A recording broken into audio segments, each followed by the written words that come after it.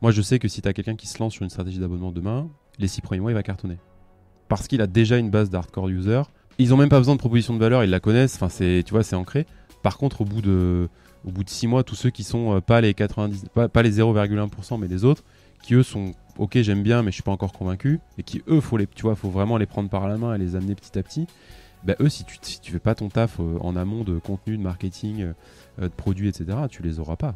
Tu les auras jamais. Ils vont pas venir comme ça.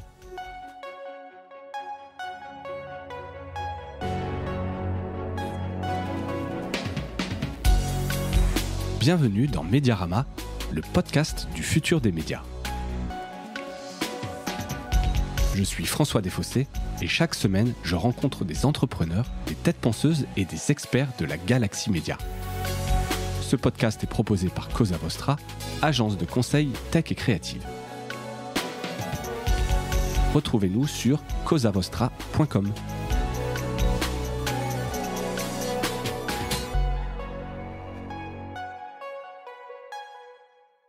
Bonjour à toutes et à tous et bienvenue dans ce nouvel épisode de Mediarama. On enregistre à Bordeaux, une fois n'est pas coutume. C'est toujours plaisir d'enregistrer à la Villa Maria et pour ce faire, je reçois un Bordelais, Maxime Monet. Maxime, bonjour. Salut François. Et pour ceux qui ne te connaîtraient pas, alors tu es, comme je disais, j'avais écrit un vieux briscard de la tech dans les médias. Tu es le cofondateur de Pool.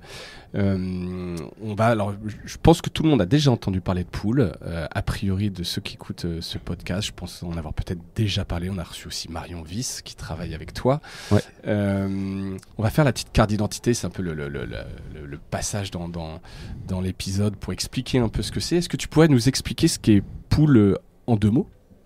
Ouais, écoute, carrément, déjà, merci de m'accueillir. Et puis c'est rigolo, le vieux briscard de la tech dans les médias. Je sais pas si c'est moi ou si c'est toi, mais si c'est un peu nous deux. Mais alors, en âge, ce serait plus moi, effectivement, le vieux briscard de la tech, mais en fait, ça va quand même très vite. Et t'es déjà là-dedans depuis quelques années. Hein. Ça fait bizarre de l'entendre, mais c'est vrai. Écoute, pour t'en dire un petit peu plus sur Pool, en fait, notre métier, c'est de développer des technos et des solutions qui vont permettre aux créateurs de contenu, et donc je reviendrai peut-être sur la définition de créateur de contenu derrière, de beaucoup mieux et d'optimiser, si tu veux, la conversion, la gestion et la fidélisation de leurs membres et leurs abonnés sur leur plateforme digitale, en gros. Tout simplement. Bah, c'est bien ça, c'est le pitch simple. C'est le pitch. Et effectivement, c'est intéressant de revenir sur ce qu'est un créateur de contenu, puisque là, avec Mediarama, forcément, on est très orienté média, mais ça va bien au-delà, et c'est ça qui était intéressant, ouais, et c'est pourquoi je voulais t'avoir sur ce podcast, c'est parler notamment un peu de cette nouvelle forme de médias, hein, puisqu'en fait, un créateur de contenu est un média en soi, et puis aussi parler pas mal d'abonnement, puisqu'en fait l'abonnement se retrouve un peu partout maintenant comme modèle économique dans la société, et vous êtes assez bien placé pour en parler, donc pas mal de sujets à voir ensemble aujourd'hui. Je continue sur la carte d'identité, et ce qui fait dire que tu es un vieux briscard. Depuis quand ça existe, Pool ? Non mais c'est vrai, t'as raison, hein, avec le temps ça passe quand même. Tu vois, j'insiste un peu. Non mais c'est vrai, t'as raison. Écoute, ça fait maintenant 6 ans. Ça fait maintenant 6 ans que ça existe, et d'ailleurs on s'était à peu près rencontrés à cette époque chez Fubiz. T'étais avec Mathieu. Exactement. On faisait le tour des éditeurs à l'époque et on essayait de comprendre un peu leurs problématiques justement autour de l'engagement, de l'abonnement, des audiences. Et ouais, ça fait 6 ans. 6 ans maintenant. Donc ça a bien évolué. Vous êtes combien aujourd'hui ? Écoute, on est pas loin d'être 40 maintenant. On a été, je reviendrai dessus peut-être un peu après, mais on a été 6-7 pendant longtemps en fait, hein, parce qu'on était vraiment en train de développer une solution pour un marché très spécifique. Et puis comme tu l'as dit, le marché a un peu explosé, en tout cas les besoins autour de toutes les mécaniques de registration, d'abonnement ont explosé. Il y a 6 ans, c'était encore très tôt. Hein. Tu vois, c'est pour ça en fait je dis vieux briscard, et à la fois je réalise 6 ans, c'est pas beaucoup. Mais j'ai l'impression qu'il s'est passé déjà tellement de choses en 6 ans en termes de maturité des éditeurs, en termes de techno, d'intégration, etc. Il s'est passé vraiment plein de choses. Je ne vais pas dire une carrière, mais c'est un peu le jour et la nuit. Ouais, non, mais complètement. Et puis surtout, ce qui est assez intéressant, et moi, ce que je dis parfois, c'est que finalement, toutes ces mécaniques autour de la conversion des audiences, autour du contenu, les mécaniques d'abonnement, en fait, ont démarré dans la presse il y a 2014-2015, d'abord aux US avec les premiers paywalls qui sont apparus, puis après c'est arrivé dans d'autres pays, notamment en France. Et maintenant, en fait, le métier de convertir, gérer, fidéliser des audiences, des membres, des abonnés, c'est un métier sur lequel limite les médias en fait sont maintenant en fait en avance par rapport à d'autres verticales qui se lancent sur ces thématiques. Ouais. Et finalement, c'est les médias qui ont été les premiers à expérimenter ce genre de mécanique. Enfin, pas forcément les premiers, parce qu'il y a d'autres contre-exemples, mais bon, c'est une verticale qui connaît bien ce sujet maintenant, en tout cas qui le connaît de plus en plus. Ouais, qui était toujours en recherche vraiment d'un modèle économique, donc forcément besoin un peu d'investir. Et les marchés, je continue toujours carte d'identité. Sur quel marché vous êtes aujourd'hui ? Écoute, aujourd'hui, nous, 80% de notre chiffre d'affaires, il est fait sur le média. Donc moi, ce que je mets derrière média, c'est, je dirais, presse traditionnelle. Donc par exemple, un groupe comme Sud-Ouest. Toute la partie digital média. Donc je sais pas, ça peut être un Gamecult, par exemple. Et puis après, toute la partie peut-être broadcaster. Donc ça peut être un TF1 ou des gens comme ça. Donc ça, c'est vraiment la partie média. Nous, ça représente 80% de notre activité. Ça a représenté 100% ou 99% de notre activité jusqu'à avril 2021, enfin 2021. On a un peu accéléré sur d'autres sujets. Et puis maintenant, on travaille avec d'autres acteurs. Ce que moi, j'appelle une verticale, en fait, un peu digital content. Donc, tout ce qui est du contenu, mais qui n'est pas du média. Donc, ça peut être du e-learning, ça peut être des cours de sport en ligne, ça peut être... Et donc, qui se monétisent de différentes façons. Même des gens comme Société.com, comme Freepik, qui vendent parfois des abonnements à des packs, tu sais, quand tu veux télécharger un certain nombre d'éléments. Et puis, il y a une troisième verticale avec laquelle on commence à travailler, que moi, j'appelle les marques. Donc là, c'est très large, mais ça peut être par exemple des clubs de sport, ça peut être des gens comme... il y a vraiment différents types d'acteurs, ça peut être des boîtes B2B SaaS qui vont lancer des offres autour de l'abonnement, ça peut être PFIT qui lance son média. Et par exemple, si je te prends l'exemple des clubs de sport, si tu prends l'exemple du PSG, tu vas sur le site du PSG, il y a deux choses qui sont particulièrement marquantes. La première, c'est que la homepage, c'est un média, c'est que du contenu. Et la deuxième chose qui est marquante, c'est qu'ils ont certains contenus qui sont réservés aux membres ou aux abonnés. Et donc, en fait, ils se servent de la stratégie de contenu pour rayonner en termes d'audience, mais aussi pour générer des leads et des membres pour toute la partie e-commerce.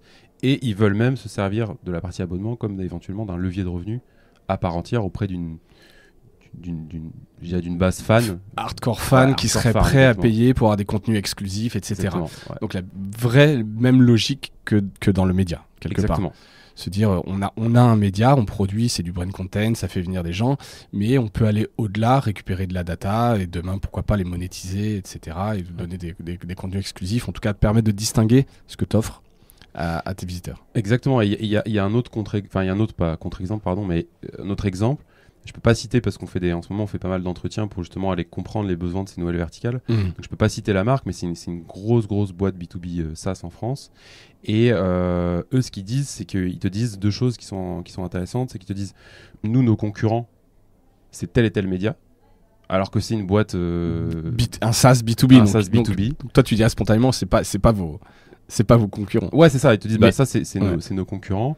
Et la deuxième chose qui est intéressante qu'ils disent, c'est qu'ils disent, on réfléchit à différentes mécaniques de rentabiliser nos contenus. Et une des hypothèses qui est envisagée, c'est de se dire, est-ce que le contenu ne ferait pas partie de l'expérience produit ? Donc quand je prends un abonnement à cette entreprise B2B SaaS, j'ai finalement des contenus qui sont réservés à ces clients-là. Et donc en fait, on a différents cas de figure auprès des marques. On a des marques qui vont chercher à faire un business de l'abonnement. On a des marques qui vont chercher à juste générer des leads pour toutes les autres activités qu'ils vont avoir autour. Et puis on a des marques qui vont essayer d'enrichir en fait l'expérience produit avec le contenu. Et finalement, le média, le contenu devient une partie de l'expérience produit. Une espèce de perk, de bonus dans ton abonnement, etc. Si tu t'abonnes, en plus, tu auras du contenu exclusif. Ça fait partie dans la proposition de valeur de l'abonnement. Exactement. Ouais. Cool. Donc, plein de marchés et plein d'opportunités. Vous sortez un peu du marché de la presse. Et là, j'en parle un peu aussi dans votre temporalité. Vous êtes une start-up. Vous avez levé l'année dernière. C'est là où tu parlais tout à l'heure un peu de l'accélération. Ouais. Vous êtes rentable aujourd'hui ? Non, écoute, ça dépend comment tu veux le dire, mais je dirais qu'on n'est pas rentable en phase d'investissement. En fait, pour te refaire peut-être très rapidement l'histoire, donc on crée la boîte en 2016, on commence à commercialiser fin 2017, début 2018. On vend un paywall pour la presse en France, donc on a un marché qui est tout petit. Et donc on commence à vendre à certains clients, on a une croissance très très linéaire jusqu'à début 2021. En 2020, on est rentable. Et du coup, 2021, on se dit, on commence à avoir différentes opportunités arriver. On commence à avoir des acteurs qui nous sollicitent non pas que pour du paywall, vraiment abonnement, mais de la registration. Donc, par exemple, tu veux consommer un contenu sur MyTF1, il faut que tu te crées un compte avant. Ouais. Donc, toutes ces mécaniques de registration. On commence à avoir des plateformes de e-learning, on commence à avoir des marques. Donc, on voit qu'il se passe quelque chose. Il se passe quelque chose sur l'enregistrement, le log, la data et le fait de... Exactement. Le fait pas juste de s'abonner, en tout cas. Ouais, le fait qu'il y a tu vois, c'est un article de Quentin Franck qui avait fait un article sur le fait que aux US, pas mal de marques rachètent des médias. Donc, tu vois, HubSpot a racheté The Hustle pour plusieurs millions d'euros. Donc en fait, tu as ce mouvement de fond et on se dit, bon ok, il se passe un truc. Le média est en train de devenir un support pour finalement, avec différents objectifs pour différents acteurs. Et on se dit, il va se passer quelque chose et on peut proposer des solutions. Donc là, on recrute pas mal. Et en fait, on se met à investir. Et on se met à passer de début 2021, 7-8 à une quarantaine maintenant. Et donc, on investit. Ce qui veut dire quoi? Ce qui veut dire que sur l'activité de paywall, qui est l'activité historique, si je faisais des PNL par produit, je te dirais que l'activité de paywall, elle est rentable en fait. Et que finalement, c'est tous les autres investissements qu'on fait, c'est-à-dire les nouvelles verticales, les nouveaux produits et l'international, qui elles sont des activités qui, comme on investit, structurellement perdent de l'argent. Donc aujourd'hui, au global, on burn, on dépense de l'argent. Mais si tu veux, il y a deux choses qui sont intéressantes. C'est que nous, on a une perspective de rentabilité fin 2023, début 2024. Et que du coup, comme on a cette perspective à court terme, on est sur des niveaux de burn qui sont, si tu veux, acceptables. On n'a pas levé 40 millions, donc on n'est pas en train de burner comme des fous. Pas savoir comment dépenser et où aller, quoi. Ouais, c'est ça. À faire des campagnes dans le métro, non. Tu pourrais. Tu parlais de paywall, alors j'imagine quand même que ceux qui écoutent Mediarama le savent, mais on va quand même reprendre la base. Est-ce que un paywall, donc c'est un mur payant? Je sais même plus s'il y a vraiment est-ce qu'il y a une traduction en français? Je sais pas. Je pense qu'elle serait mauvaise. Elle serait forcément mauvaise. Elle serait mauvaise. Ce serait un péage. Un péage de paiement, un mur de paiement. À quel problème concret ça répond le paywall aujourd'hui de Pool? Écoute, c'est une bonne question, peut-être pour répondre un petit peu plus globalement sur à quoi ça sert un paywall, ou même moi le terme que j'utilise c'est un wall finalement, c'est-à-dire ce que j'essaie de dire pour décrire ce que c'est un wall, tu vois, quand tu es en soirée, je travaille dans les paywalls, bon, tu vois, ça veut tout rien dire. J'essaie de dire, mais voilà, c'est ce moment où on va te demander une contrepartie pour accéder à un contenu.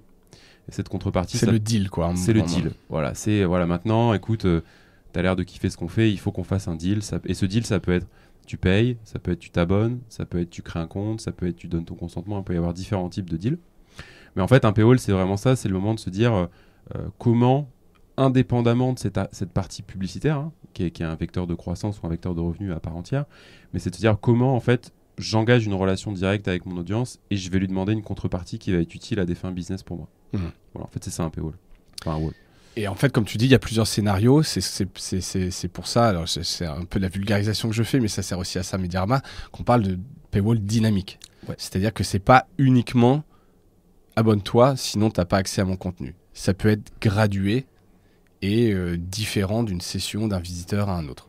Ouais, exactement. En fait, peut-être pour expliquer la différence entre un wall et un wall dynamique, ou paywall et paywall dynamique, je dirais que un wall, c'est quelque chose qui va être, quelle que soit la contrepartie qu'on demande, donc paiement, abonnement, création de compte ou autre, ça va être la même pour quel que soit le contexte et l'utilisateur. Donc, que tu sois sur mobile, que tu sois sur tel type de contenu, que tu sois tel type d'utilisateur, peu importe, tu auras le même message, la même offre, le même montant, etc. La notion de wall dynamique, peut-être sur le pourquoi elle a été introduite à un moment donné, je pense que les premiers à le faire, à peu près comme tout dans la presse, ça a été le Washington Post ou le New York Times, mais c'est l'idée de se dire peut-être que tous les contenus n'ont pas le même potentiel de conversion, peut-être que tous les lecteurs n'ont pas le même potentiel de conversion, peut-être que sur les devices, tu vois, par exemple, on sait que sur mobile, les taux de conversion, ils sont souvent 4 à 5 fois moins importants que sur desktop, en général. Donc peut-être que j'ai pas les mêmes potentiels sur différents contextes, et donc je vais permettre, à travers donc un outil de wall dynamique, de personnaliser un petit peu ce que je vais proposer. Donc l'exemple le plus fréquent, c'est de se dire, j'arrive pour la première fois sur un site, peut-être qu'on va me proposer de créer un compte pour accéder au contenu pendant 7 jours. Par contre, si j'ai vu 5 fois la page d'abonnement, là, on va me proposer de m'abonner directement. Voilà, c'est ça, cette notion de wall dynamique, si on peut un peu la caractériser.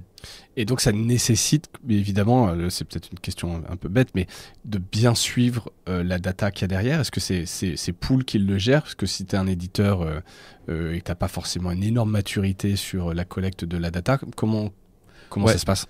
Écoute, c'est une bonne question. Alors, si je parle un peu de nous, donc nous, on a différentes solutions. On a effectivement une solution de de wall, donc pour faire de la partie p-wall, register wall, cookie wall. Et donc, comment ça marche concrètement? En fait, tu vas intégrer un script qui va être sensiblement, donc c'est un JS, Ouais, c'est techniquement un peu à la Google Analytics, tu vois, si je devais grossir le trait, même s'il y a des spécificités. Et en gros, ce qu'on va faire, c'est qu'on va être capable de collecter différents types de données, des données qui sont propres à l'utilisateur, notamment autour de sa consommation, son niveau d'engagement, et des données qui sont contextuelles. Je précise les deux parce que, en fait, si on a le consentement ou non, tu vois, toutes les données liées à l'utilisateur, on ne peut pas les utiliser. Mais les données contextuelles, c'est-à-dire est-ce que la source c'est ça, le device c'est ça, ou le contenu c'est ça, on peut l'utiliser parce que c'est pas dépendant de l'utilisateur.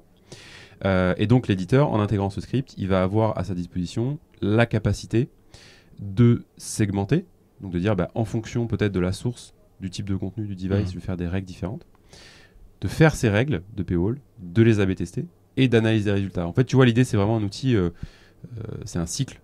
Je définis auprès de qui, auprès de quoi, je définis mes règles de paywall, j'analyse mes résultats et je recommence. En fait, c'est ça l'idée. Et pour aller au bout de ta question sur les possibilités qu'on permet, donc tu as la segmentation que nous on propose, basée sur l'utilisateur ou sur le contexte. Que vous proposez pas de votre expérience, de base, vous avez des segmentations type. Exactement. Après, tu peux faire des segmentations avancées avec ce qu'on te met à disposition, mais tu peux aussi nous envoyer de la donnée et ensuite utiliser cette donnée pour faire de la segmentation d'ampoule. Donc, je vais prendre un exemple très concret. Tu sais que cet utilisateur, c'est un ancien abonné. Quand il arrive et qu'il veut lire un contenu, tu veux lui proposer une offre spéciale pour se réabonner. Tu nous passes l'info et ensuite, d'ampoule, tu vas pouvoir dire pour tel type d'utilisateur, je vais faire telle règle avec tel message à telle offre, en gros. Et ça marche pour tous les médias? Le fait de faire un dynamique? Ouais, entre un média reconnu, un média, un pure player, un média indépendant, est-ce que c'est... Alors, est-ce que vous avez... Parce que donc là, vous devez avoir quand même un sacré benchmark de tout ce qui se fait. Est-ce que tu as des grosses différences de résultats d'un média à un autre? En gros, si je comprends ta question, c'est est-ce que le paywall fonctionne, enfin le paywall, pas forcément le paywall dynamique, mais est-ce que le fait de bloquer l'utilisateur pour leur demander de s'abonner, ça marche de manière relativement similaire entre les différentes typologies de médias qu'on va avoir? Ou est-ce que tu vois des grosses différences d'un média à un autre? Écoute, c'est une question assez complexe parce que tu vas pas forcément voir de grosses différences entre un média, peut-être, je sais pas, gros média, tu vois, un média indépendant, un petit média spécialisé B2B, un média B2C. Tu vas pas forcément avoir de différence entre ces cohortes-là. Enfin, tu vas en avoir, mais je veux dire, là où tu vas avoir des différences significatives, c'est entre le niveau de maturité d'un média. C'est-à-dire que si tu as quelqu'un qui s'est lancé depuis 10 ans sur l'abonnement et quelqu'un qui s'est lancé depuis 6 mois, tu vas avoir des taux de conversion qui sont complètement différents. Parce qu'ils n'ont pas bien éduqué leur audience, ou est-ce que c'est eux qui n'ont pas la bonne maturité marketing? C'est un niveau de... Il y a pas mal de facteurs qui vont rentrer en compte, mais tu vas avoir par exemple le fait de se dire est-ce que avant d'avoir demandé à mon utilisateur une contrepartie, donc s'abonner par exemple, j'ai fait tout un boulot d'engagement avant? Est-ce que tu vois, j'ai bossé mes newsletters? Est-ce que j'ai bossé ma recirculation on-site? Est-ce que j'ai réussi à développer de l'engagement? Est-ce que j'ai des hardcore users? Tu vois, parce que si tu lances une stratégie d'abonnement avant de faire ça, ça va pas forcément marcher. L'autre chose, c'est aussi de se dire est-ce que je peux pas tester l'appétence de mes utilisateurs à s'abonner? Donc d'abord faire une première étape où pendant 6 mois, je vais leur dire de créer un compte. Je vais marquer les contenus comme premium et je vais leur demander de créer un compte. Et c'est là où tu vas avoir de la différence, parce que quelqu'un qui se lance et qui démarre, son audience, elle n'est pas éduquée, elle est peut-être pas engagée, donc les taux de conversion vont pas forcément être très bons. Alors que quelqu'un qui est peut-être plus mature, plus avancé, qui fait ça depuis plus longtemps, tu vas avoir des taux de conversion qui sont plus importants. Parce que si je prends le sujet sous l'angle type de média, tu vois, un Mediapart qui est indépendant, il peut peut-être très bien performer versus un gros média français. Ouais. Mais c'est plus le niveau de maturité, je pense, qui l'explique versus finalement le fait qu'il est indépendant. Et ça doit être un peu frustrant parce que j'imagine que tu as un média vient te voir, il veut tout de suite savoir grosso modo à quoi il peut s'attendre, etc. Or, tu n'as pas vraiment la main sur son niveau de maturité, sur tout ce qu'il a fait avant, sur tout ce qu'il veut mettre en place. Tu n'as pas des résultats immédiats. Non, en fait, ce qui est compliqué, c'est quand tu as quelqu'un qui se lance. Parce que quand tu as quelqu'un qui a un historique, nous, si tu veux, quand on discute avec des prospects, on voit ce qu'ils font. Et puis, on est capable de se dire, on voit les optimisations possibles et on se dit, ok, on peut te faire différentes simulations de ROI. Si on t'augmente ton taux de conversion de 5%, de 10, de 15, de 20, de 30, et tu fais différentes simulations, tu vois le coût de la solution et tu vois si c'est rentable ou pas. Là, c'est assez facile parce que tu as un historique et nous, on sait que une fois qu'on a lancé un client, on va être capable d'aller chercher X, Y, Z d'optimisation. Donc tu vois, là, ça marche. Quand tu as un client qui se lance sur l'abonnement, là, c'est un peu la loterie. Ouais. Parce que tu as des clients qui cartonnent et tu as des clients qui cartonnent pas. Et en fait, il y a énormément de facteurs. Est-ce que l'audience est engagée? Est-ce qu'elle a été éduquée? Est-ce que les concurrents sont payants ou sont gratuits? Tu vois, est-ce que le marché est mature? C'est-à-dire quelqu'un qui se lançait il y a 5 ans versus quelqu'un qui se lance maintenant, c'est pas pareil. Donc tu as beaucoup de critères qui entrent en compte et c'est un peu la loterie quand tu dois estimer. J'imagine que vous, c'est pareil. Quand vous faites chez Cosa Nostra, quand vous aidez les médias à se projeter sur des nouveaux modèles, C'est compliqué, oui. C'est compliqué, quoi. T'as une partie un peu doigt mouillé, il y a des choses que tu maîtrises pas, effectivement. Ouais. C'est dur de donner des chiffres. C'est dur de donner des chiffres. Clairement. Bon, ça, effectivement. Alors, j'ai quand même encore une question sur les choses un peu simples. J'étais assez curieux. Il y a une solution qui s'appelle ViewPay que j'avais rencontré. J'avais fait une table ronde, Marc Leprat, de mémoire. Et donc, qui permet de regarder une publicité pour avoir accès à l'article. Je crois que c'est intégré nativement aussi dans Pool. Est-ce que ça marche bien, ça? Est-ce que tu as Donc là, on parle pas d'abonnement ou quoi que ce soit. C'est juste choisir sa publicité, un truc un peu plus... En fait, un peu plus personnalisé. Pour moi, ça peut marcher, il faut que ce soit bien utilisé. C'est-à-dire que ça dépend ce que tu veux. C'est-à-dire que si tu veux générer beaucoup d'argent avec ce genre de mécanique, tu vas forcément exposer beaucoup d'utilisateurs tout le temps. Donc tu vas dire, tes utilisateurs, tu vas leur dire, tu peux consommer 5, 6, 7 contenus en regardant une vidéo publicitaire. Le problème, c'est que tu vas forcément, si tu fais ça, dégrader ton taux de conversion. Ouais. Donc là, c'est plutôt un trade-off que tu dois faire entre est-ce que ce qui est important pour toi, c'est l'abonnement ou est-ce que ce qui est important pour toi, c'est la monétisation publicitaire. Ouais, il faut choisir un peu ton modèle. Il faut choisir. Après, je pense qu'il y a des mécaniques qui peuvent être intelligentes autour de ces sujets-là. Tu sais, là, fin d'année, il y a eu pas mal de journées portes ouvertes dans les médias. Ouais. Tu as dû le voir passer. Télérama, notamment, je crois, qui a fait ça et qui a plutôt cartonné derrière en termes d'abonnement. Ouais, t'as le groupe Le Monde qui l'a fait sur différents titres, t'as Franc-Tireur, qui est un titre de CMI qui l'a fait aussi. Donc ça a plutôt bien marché. Et moi, je dirais que ce genre d'initiative, parce que si tu veux, de la vidéo publicitaire en fil rouge, pour que ta régie ou même pour qu'un acteur comme VuPay vende bien, il faut que tu aies des énormes volumes. Compliqué. Par contre, si tu fais ça sur des OPSP, en disant pendant 24 heures, c'est une marque qui t'offre le contenu, ça peut être hyper bien valorisé d'un point de vue par VuPay ou même par une régie interne. Ça peut être extrêmement bien valorisé. C'est 24 heures, donc tu risques pas de cannibaliser. En plus, tu offres quelque chose à tes utilisateurs. La marque a une belle exposition. Donc moi, je crois plus à ces modèles sur des OPSP bien valorisés. Avec une belle expérience. Limitée dans le temps. Ouais, exactement. Que tout un modèle basé là-dessus. Sauf peut-être sur, je sais pas moi...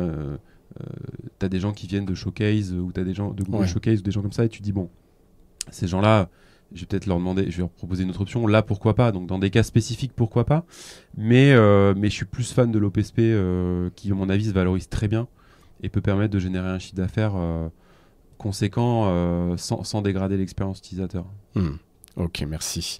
Voilà, on a un peu rappelé les principes de base du paywall. J'ai quand même l'impression qu'aujourd'hui, grande partie des médias en sont équipés, que c'est presque devenu une commodité, le paywall. Je ne sais pas si tu partages cet avis. Et on est un peu dans une phase un peu maintenant de maturité. C'est quoi les relais de croissance autour du paywall une fois qu'on s'est dit ça? Parce que après, vous, il y a partir à l'international, etc. Mais une fois, je ne sais pas s'il y a des grands médias qui n'en sont pas équipés. Non, il n'y en a plus en France. Est-ce que tu parles des relais de croissance sur le paywall pour les médias ou pour nous? Alors, pour les médias aujourd'hui. Okay. Et après, on parlera peut-être de vous, justement, sortir un petit peu du côté médias et aller plus sur d'autres choses qu'on évoquait tout à l'heure. En fait, pour moi, effectivement, comme tu dis, déjà, premièrement, il y a quand même beaucoup de médias qui sont équipés maintenant, mécanique bloquante, je dirais, et de plus en plus. Ça s'explique quand même pas mal par le fait qu'ils se sont fait pas mal bousculer sur la partie publicitaire. Pas forcément que je dirais de leur fait, mais aussi du fait que forcément un utilisateur qui refuse son consentement, il est 2 fois moins bien monétisé. Ouais. Taux de consentement passe de 100 à 70% en moyenne sur le marché français. T'as perdu 15 points de revenus. Tout simplement, qui vont directement sur ton EBIT. Enfin, voilà, c'est pas bon. Donc il y a cette volonté, je pense qu'on est dans l'âge de la diversification. Et donc le paywall est un moyen de se diversifier.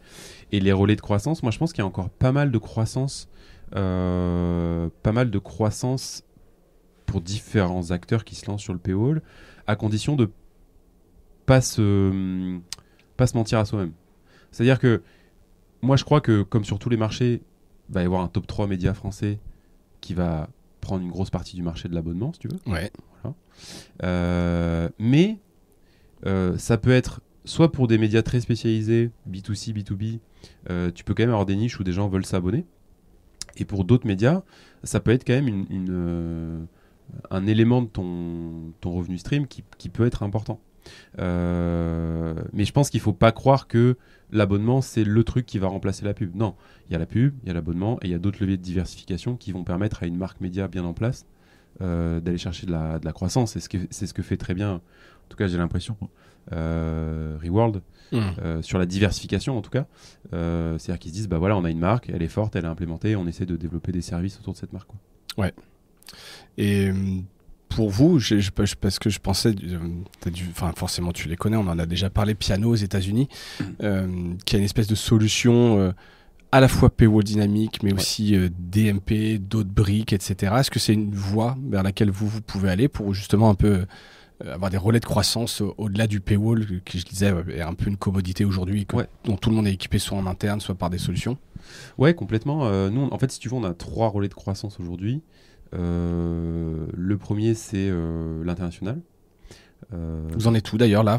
Aujourd'hui, nous, si tu veux, on a 85% du chiffre d'affaires qui est en France. On est dans 12 pays. Et on a 50% des rendez-vous entrants qui sont de l'international. Ah d'accord, donc là tu es quand même sur un shift à un moment donné.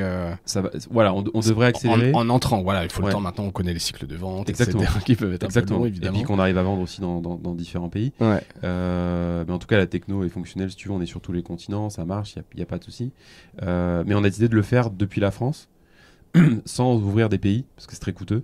Donc avec une stratégie d'inbound, avec le fait de lancer The Audiencer, une stratégie vraiment média. Et les mecs, ça leur fait pas peur d'utiliser une techno d'un autre pays, alors même si j'imagine que vous parlez la langue, etc. Non, ils ont pas de problème à pas avoir un sales sur place? Écoute, non, pas trop, parce que je pense qu'aussi ils sont éduqués sur le fait que Piano, tu vois, par exemple, ils sont énormément aux US, ils sont dans plusieurs marchés, mais c'est rare que tu aies un représentant de Piano, par exemple, dans chacun des pays dans lesquels tu vas bosser. Donc je pense que malheureusement, comme tu n'as que quelques acteurs, ils sont un peu obligés de se dire j'ai pas le rep sur place. Mais j'ai pas le choix. Hein. J'ai pas trop le choix, quoi. Ouais, puis si la techno est bonne, a une bonne réputation, etc., ça reste du SaaS. Exactement. Donc nous, si tu veux les leviers de croissance, on a donc vendre ce qu'on fait à l'inter. Ouais. On en a parlé rapidement tout à l'heure. On a vendre ce qu'on fait, c'est-à-dire aider d'autres créateurs de contenu à convertir, gérer et fidéliser leurs membres et leurs abonnés. Donc le e-learning, les podcasts, on a un client dans les podcasts, les marques, tout ce dont on a parlé tout à l'heure. Donc ça, c'est un deuxième levier de croissance. Et après, on a un troisième levier de croissance qui est développer de nouvelles solutions. Donc c'est là où je rejoins complètement ce que tu disais par rapport à Piano. Donc aujourd'hui, on avait historiquement une solution de paywall. On a lancé cet été une solution de gestion d'abonnement. Donc je crée des offres, je gère mes paiements, je gère mes tunnels d'abonnement, je gère ma base d'abonnés. Une partie SSO. Et on va lancer une solution autour de la rétention des abonnés en 2023. Donc tu vois, l'idée, c'est de proposer une plateforme un peu globale. Oui, et de remonter un peu dans la chaîne de valeur. Exactement. Mais aussi parce que, si tu veux, on s'est aperçu en discutant avec des clients, des plus gros, qui nous disaient, mais moi, je peux pas avoir un prestat qui fait le paywall, un prestat qui fait les newsletters, un prestat qui fait les réseaux sociaux. À un moment donné, j'ai trop de perditions. Oui, puis c'est trop lié. En fait, tu le disais comme tout à l'heure. En fait, le succès de la brique dépend tellement de facteurs sur lesquels tu n'as pas aujourd'hui la main que si tu proposes une solution qui permet un peu de lier tout ça, ça a du sens. Donc cette brique, c'est Subscribe, hein, c'est ça? Ouais, exactement. La brique dédiée à la gestion de l'abonnement. Ouais. Et comment ça répond aux besoins spécifiques des médias autour de l'abonnement? Ça répond aux besoins spécifiques des médias sans y répondre directement. C'est-à-dire que le choix qu'on a fait, si tu veux, c'est d'être assez agnostique en termes de vertical et de se dire n'importe quel acteur. Tu veux, sur la première version de la plateforme, on s'est dit n'importe quel acteur qui veut vendre des abonnements digitaux, que ce soit un média, que ce soit du podcast, du e-learning, peu importe, on est capable de lui proposer une solution qui est simple, qui lui donne la main pour être capable d'itérer, d'aller chercher de la croissance sur ces enjeux d'abonnement. Et donc on répond pas, si tu veux, sur la première version, spécifiquement à des besoins... Aux médias. Presse, je dirais plutôt, parce que tu vois, un digital média, tu vois, par exemple, on commence à bosser avec Futura. Bon, c'est un digital média, donc ça pose pas de problématique particulière. Et on commence à faire des POC avec des acteurs qui ont du print et qui cherchent des solutions parce que le digital commence à prendre une place de plus en plus importante, qui couvrirait peut-être pas 100% du scope qu'ils ont aujourd'hui, mais peut-être que 80%. Ouais, et puis en fait, si ton focus aujourd'hui, il est de te dire, en fait, tout mon effort doit être sur la prise d'abonnement plutôt digital parce que c'est là que je vais avoir les relais de croissance. Ouais. Si ça couvre 80% du scope, ça me va. Exactement. Ce qu'il faut, c'est qu'ils aient une solution sur les 100%, mais nous, on peut peut-être couvrir que 80%, Ouais. et sur les 20%, trouver des partenaires ou d'autres solutions qui peuvent fonctionner. Et donc, c'est le choix qu'on a fait. Et donc là, on a 3-4 éditeurs qui ont du print, avec lesquels on va commencer des POC, pour voir justement comment ça peut fonctionner, quoi. Et ça prend, vous êtes content là-dessus Parce que bon, c'est souvent un point compliqué quand même, Ouais. l'abonnement chez les éditeurs, on en a déjà parlé, c'est des grosses migrations, etc. Vous êtes bien accueillis là-dessus, c'est plutôt simple sur des petits. Tu vois, je sais pas, est-ce que le profil type, c'est un petit éditeur, donc relativement agile C'est une bonne question, parce que là où c'est facile, c'est sûr, c'est un éditeur qui n'a pas d'existant. Ouais. Et il y en a encore pas mal, hein. Tu vois, nous, je pense là, en décembre, on a signé 2 clients qui sont sur des lancements, un média, un non-média. Et dans ce cas-là, c'est assez facile. Voilà. Et puis après, ce qui se passe, c'est que malgré tout, t'as quand même des éditeurs qui font un focus de plus en plus sur le digital et qui se disent, voilà, si je peux pas tester différents moyens de paiement, si je peux pas tester différentes offres, si je peux pas changer mon tunnel d'abonnement, si je peux pas, tu vois, rapidement envoyer mes données à tel endroit pour faire mes campagnes, et si à chaque fois ça me coûte en temps, en argent, ça devient compliqué pour moi et ça devient problématique. Et donc nous, on a développé une solution qui justement permet de donner la main aux équipes métiers pour tester, un peu comme sur le paywall, tu vois, toutes les étapes qui vont faire le succès de ta stratégie d'abonnement, ton prix, ton offre, ton moyen de paiement, ton parcours d'abonnement, tes landing pages, et ça, tu as la main depuis un back-office pour le tester.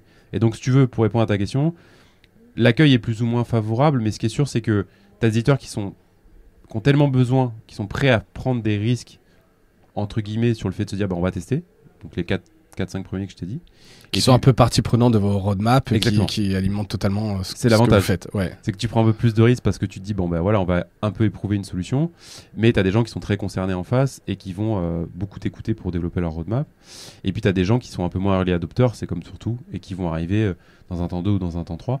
Mais c'est le game et ça nous va bien parce que ça nous permet d'y aller progressivement aussi sur ces sujets, quoi. Ouais. Et les marques aussi, donc là, vous parlez aussi avec des marques. Là, on parlait de médias ou de digital médias ou de presse. Vous avez des marques aujourd'hui qui vous suivent sur Subscribe et qui vous alimentent justement dans votre roadmap et qui ont des demandes un peu spécifiques. Ouais, carrément. Bah, je sais pas si je peux communiquer. Au pire, je te le partagerai après si jamais il y a quelques notes par écrit. Mais on a par exemple là 2 marques là qu'on a signées en décembre. Une sur l'univers de la mode et une sur l'univers de marché agricole, qui sont des entreprises qui vont lancer des offres d'abonnement alors qu'elles ne le faisaient pas avant. Et Donc qui sont des marques. Donc des offres d'abonnement pour préciser. Là, prenons l'exemple de celle dans la mode. Ouais. Un abonnement sur quoi? Donc là, dans la mode, c'est B2B. Donc je dirais que c'est un abonnement pour accéder à des services et des contenus en fait, hein, D'accord. tout simplement. Donc des choses qui sont importantes pour l'utilisateur et donc tu vois, voilà. Et puis après sur l'autre, c'est pareil, c'est du B2B. Et donc c'est pareil, accéder à des services et des contenus à forte valeur ajoutée. Et donc c'est le lancement d'une stratégie d'abonnement voilà, qui a pour but d'être un complément de leur activité actuelle, quoi. Ouais, c'est fou. Donc c'est nouveau service, nouvelle ligne de revenus pour Nouvelle ligne de revenus, ouais. pour ces marques. Et ça, c'est donc une grosse tendance de fond. Et enfin, je veux dire, là, c'est plus l'entrepreneur qui parle, mais tu passes d'un coup d'un marché des médias qu'on adore, mais qui est compliqué, petit et fini dans le sens où il n'y a pas beaucoup de nouveaux acteurs, même s'il y en a, à d'un coup toutes les marques qui peuvent demain avoir des besoins d'outils pour gérer de l'abonnement pour toutes les raisons que tu citais tout à l'heure. Ouais. Bah, moi, l'exemple que j'aime bien prendre, sans trahir de secret, puis finalement on n'a pas bossé avec eux, c'est le comité olympique. Tu vois, on reçoit une demande entrante un jour. Tu dis spontanément, ouais, c'est quoi le rapport entre pool et les les gars ouais. Pourquoi, tu vois. Et puis finalement, en fait, quand tu creuses et sans trahir de secret, puisqu'il y a des choses on peut voir sur leur site, bah, tu t'aperçois que ils ont énormément de contenu. Qu'ils ont, tu prends un outil comme SimilarWeb, tu vas voir sur le comité olympique, sur la section contenu, tu vois qu'ils font beaucoup, des millions de pages vues sur leur contenu. Là, tu te dis, ah bah oui, je savais pas. Bah oui, non. Finalement, c'est un média, tu vois. Ouais. En même temps, c'est logique, si tu veux, ils ont des événements qui sont tellement importants et ils ont du contenu sur les sportifs, sur des compétitions, sur des événements. Oui, donc ils sont alimentés en permanence, c'est pas que tous les 4 ans, quoi. C'est en permanence, il y a du contenu. Exactement, et puis ils te disent, voilà, comme d'autres acteurs, on a besoin de s'intensifier sur la partie first party. Donc, on va avoir besoin de collecter de plus en plus de mails, de membres, etc. Et donc, tu vois, et je trahis rien, puisque quand tu vas sur leur site, tu veux accéder à certains contenus, il faut te créer un compte. Donc, c'est des choses qu'on voit. Hein, mais ça, quand tu le prends la première fois, tu parles de l'entrepreneur, tu te dis, mais qu'est-ce qui se passe? J'y vais, mais je vais au rendez-vous, mais bon... Okay. Un peu dubitatif. Ouais, un peu dubitatif, ouais, complètement. Ouais. Et j'imagine qu'en tout cas, ouais, là, je parle pas d'océan bleu, mais d'un coup, ça t'ouvre énormément de choses. Après, on parle beaucoup ces derniers temps aussi de fatigue de l'abonnement, parce que donc on l'a dit un peu en filigrane de cet épisode, il y a une belle maturité, les gens se sont abonnés, les médias étaient un peu précurseurs là-dessus et un bon niveau de maturité. Il y a eu toute la vague de Netflix, etc. On sent quand même que, je sais pas si c'est la guerre, l'inflation, mais que les gens grosso modo s'abonnent un peu moins, et on le voit dans les médias, c'est plus difficile de recruter. Est-ce qu'on arrive vers un plateau? Est-ce que tu sens, toi, dans tes clients, au dehors de ce potentiel de croissance que vous avez sur les marques, mais dans les médias, cette fatigue de l'abonnement?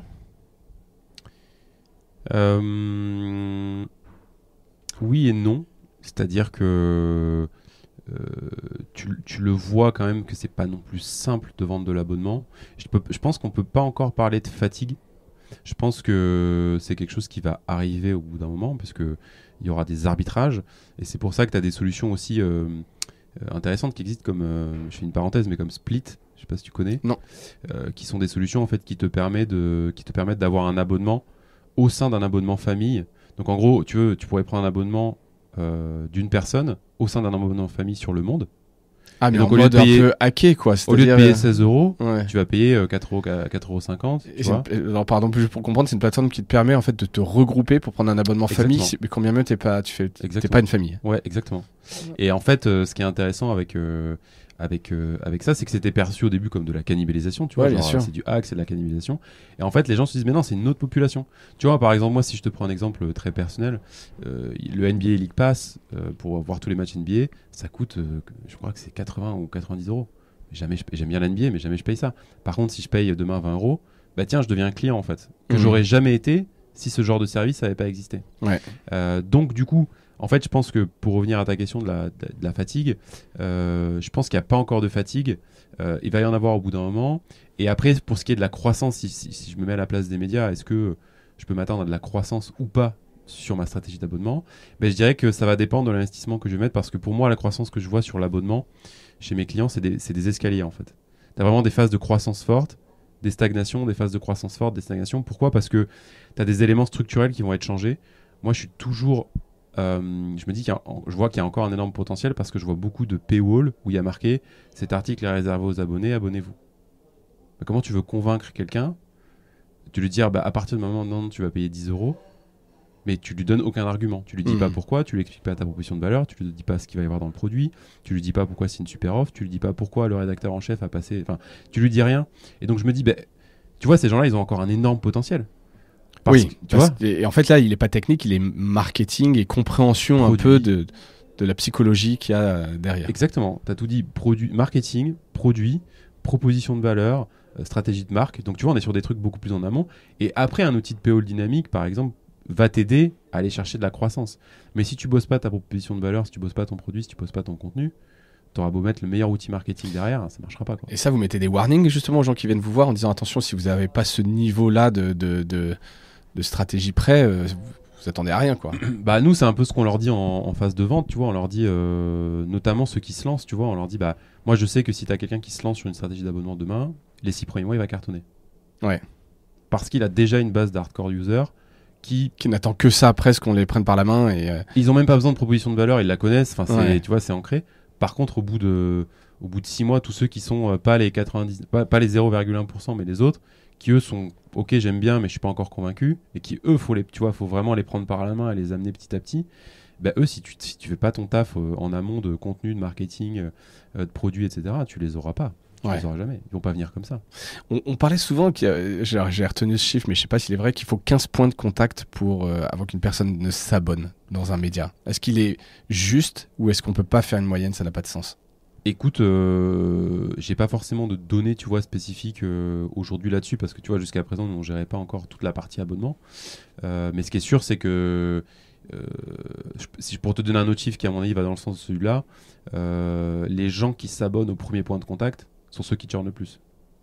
Ouais, donc ça cache quelque chose où ils veulent juste cet article-là ponctuellement, exactement. etc. Donc, si c'est trop facile, ça cache quelque chose. Exactement. Donc clairement, ceux qui vont s'abonner au bout d'un certain nombre de points de contact, c'est plus des gens que tu as réussi à convaincre. Il faut convaincre en fait. Ouais. Il faut vraiment convaincre et l'utilisateur, il va pas se dire par lui-même. Putain, ouais, je comprends en fait, c'est vrai que le rédacteur en chef, il a voulu faire cet article et la proposition de valeur elle est quand même incroyable. Et là, j'ai une offre particulièrement intéressante.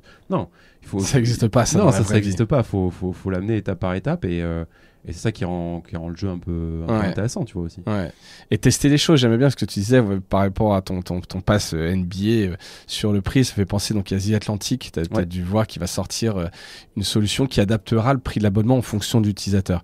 Alors, je ne sais pas si ce sera un vrai prix en fonction où ils vont pousser une offre A, B, C, D parce qu'ils ont plusieurs offres en fonction. Ouais. Mais je trouve ça intéressant de se dire effectivement, plutôt que de perdre un mec, lui filer un abonnement même pas cher, discounté, ce qui peut paraître unfair par rapport à d'autres. Hein, mais je trouve que c'est un truc qui marche bien, ça. Ouais, complètement. Alors, je pense que si tu veux faire ça en France, par exemple, si tu voudrais faire des trucs du genre en fonction du code postal, etc., mettre le prix un peu plus élevé. Ouais, exactement. Si c'est à Paris, tu peux mettre un peu plus cher. Bon, je pense que le jour où ça se sait, c'est un peu compliqué. Je pense que tu peux pas trop. Mais je sais pas si t'as le droit par la loi même. Non, je sais. Écoute, pour être honnête, je sais pas. Mais par contre, ce qui est sûr, c'est que t'as un nombre de hacks tout bêtes qui existent pour te permettre d'optimiser ta conversion. Alors là, je pars du principe que t'as fait le boulot. Marque, produit, contenu, stratégie, etc. Mais une fois que tu as fait ça et que tu es solide sur tes bases, tu as un nombre de hacks tout bêtes qui existent qui te permettent de gagner des points de conversion vraiment facilement. Et là, on parle des fois de quelques dixièmes de pourcentage, mais qui représentent du vrai argent à la fin du mois, quoi. Complètement. Et en fait, si tu veux...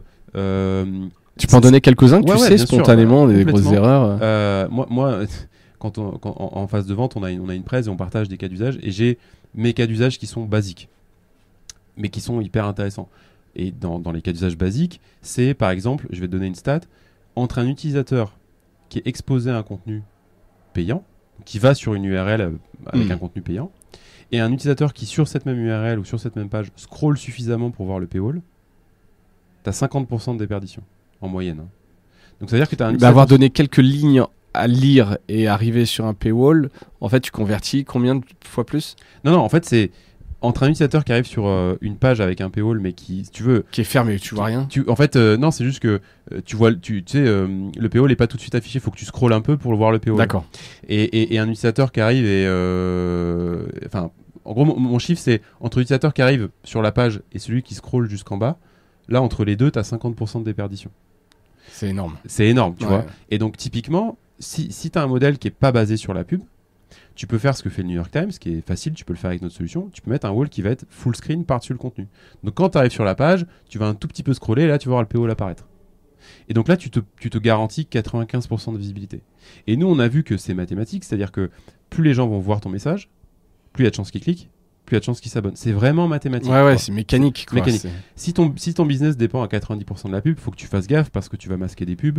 Et dans ce cas-là, tu vas impacter ton revenu publicitaire. Donc, c'est pas adopté à tout le monde, mais tu vois, ça, c'est un hack qui est tout bête. Un autre hack qui est tout bête, c'est tes textes, ta proposition de valeur. On a des éditeurs, vraiment en travaillant la proposition de valeur, en expliquant l'offre produit, etc., ils ont fait plus 30% de taux de conversion. Juste en changeant... un wording, une façon de le présenter, plus 30% de conversion. Et ça, pardon, mais c'est peut-être pas propre à Pool, mais ça, tu peux le tester en live, en faire de la B-testing Tu fais un A/B testing. en permanence. Ouais, en permanence. T'as B-test. C'est un peu ce que faisait le Guardian. Alors, je sais plus combien ils avaient eu de formules différentes pour, tu sais, inciter les gens à donner, mais Exactement. c'est une des clés. Donc, C'est une des clés parce qu'en fait, si tu veux, et d'ailleurs, tu vois, tu parlais par exemple d'un piano tout à l'heure, je fais une parenthèse, mais je vais continuer sur les 2-3 hacks qui sont intéressants, mais eux, ils font le pari, si tu veux, de développer un scope fonctionnel qui est hyper important avec la promesse de dire à leurs clients, tu pourras tout faire. Nous, notre croyance chez Pool, c'est de se dire que ta croissance sur des mécaniques d'abonnement, elle va venir de ta capacité à itérer. Parce que tu sais pas ce qui marche. Donc pour ça, il faut... part du principe que tu sais pas. Et puis tu as des intuitions, ouais. tu sais pas, ou tu as vu des trucs qui marchent, tu les testes, tu vois si ça marche, tu itères et tu continues. Et tu vas chercher tes points de croissance au fur et à mesure. Et donc c'est pour ça que nous, on essaie de développer des solutions qui vont peut-être frustrer un peu les clients d'un point de vue scope fonctionnel, mais parce qu'on pense qu'il faut garder la solution peut-être simple, tu vois, et j'estime que parfois notre solution n'est pas encore assez simple, pour faire en sorte que l'équipe ou l'utilisateur derrière se dise, bah ouais, ok, en fait c'est hyper simple de l'utiliser, et je vais faire mes tests, et j'y vais, et je continue, et chercher de la croissance, avec des hacks, tu vois, qui sont très très très simples.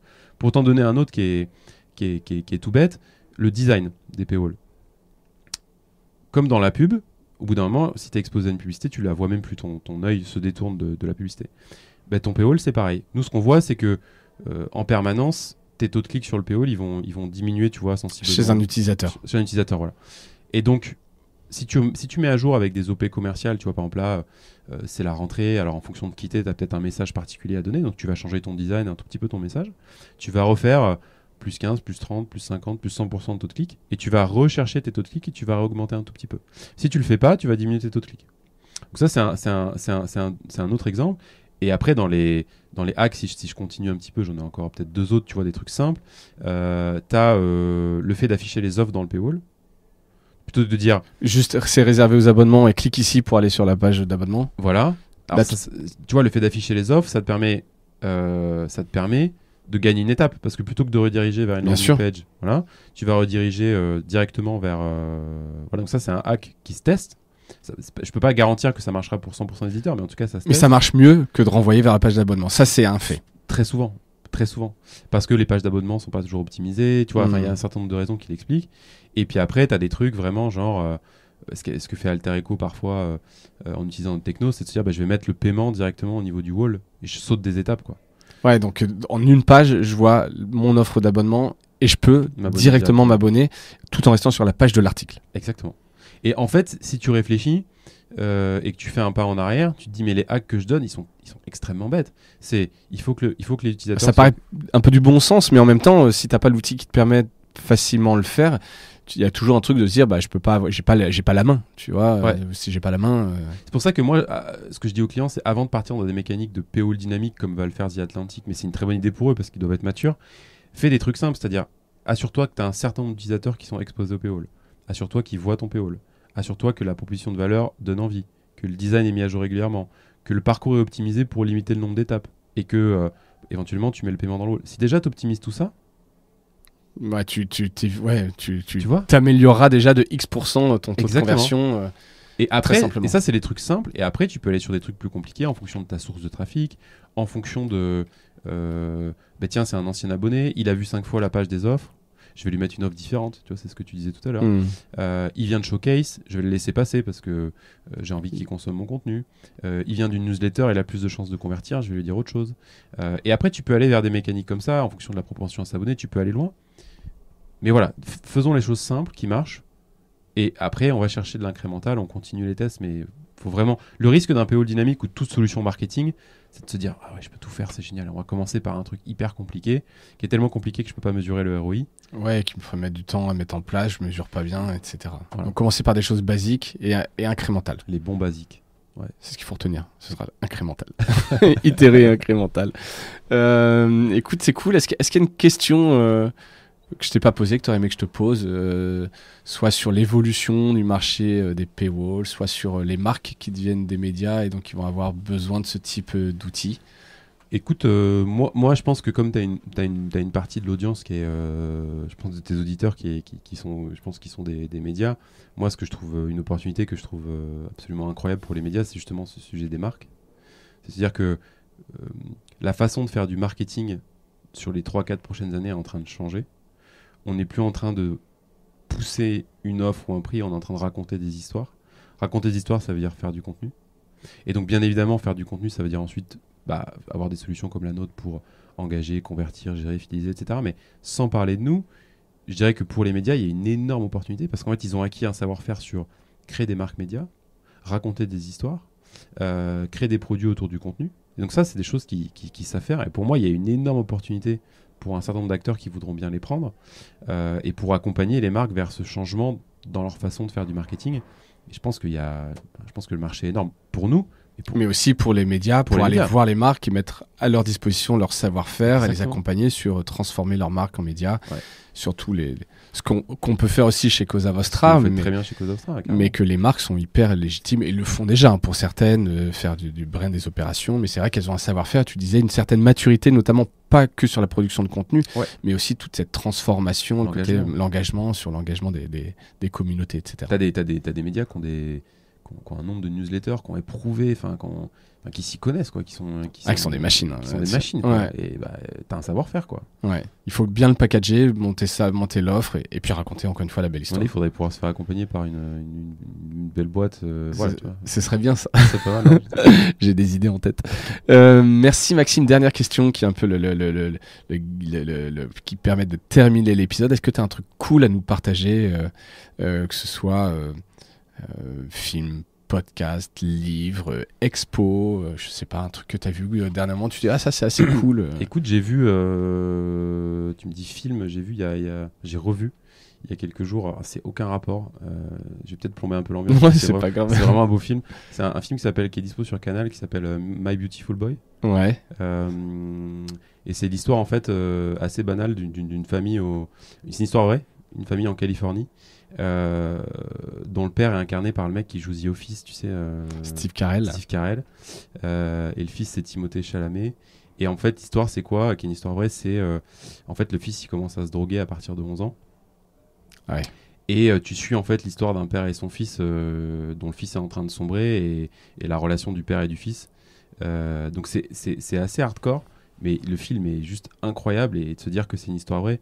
Et de se dire surtout que tu vois cette famille complètement normale dont le destin bascule hyper violemment, et c'est un truc assez courant en fait apparemment, j'ai lu des trucs derrière et voilà, donc c'est vraiment, désolé j'ai un peu plombé l'ambiance, non mais c'est bien aussi, c'est pas que du lol et du le film est très beau. Donc My Beautiful Boy, ouais.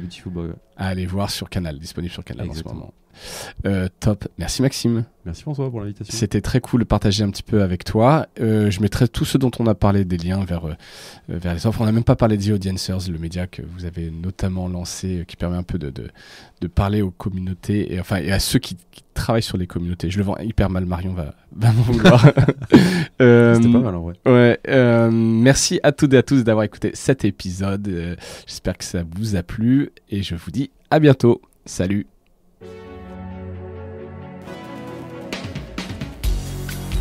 Voilà, Mediarama s'achève. Si cet épisode vous a plu, n'hésitez pas à le liker et le partager. Et puis, si vous souhaitez être accompagné par notre agence Cosa Vostra, contactez-moi par mail mediarama@cosavostra.com. Portez-vous bien.